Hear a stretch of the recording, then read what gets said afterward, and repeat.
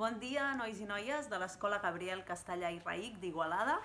En primer lloc, em sap molt de greu no poder ser aquí amb vosaltres aquest any. Espero que en algun moment ens podrem conèixer en persona.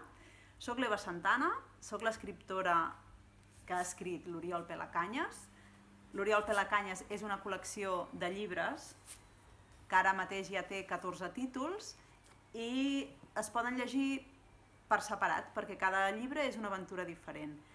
L'Oriol és un nen amb el cap ple d'idees estrafolàries, que té una amiga que es diu Liz, que l'ajuda en les seves aventures, i és un llibre que el vaig escriure perquè us divertíssiu.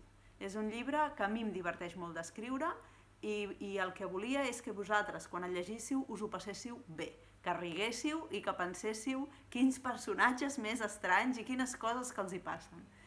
El que més m'agrada és quan vaig a les escoles i veig que ho he aconseguit, que em dieu que us ho heu passat molt bé llegint-lo i que us ha agradat molt. I fins i tot els que a vegades no us agrada gaire llegir, m'agrada molt quan em dieu a mi no m'agrada llegir però aquest llibre m'ha encantat.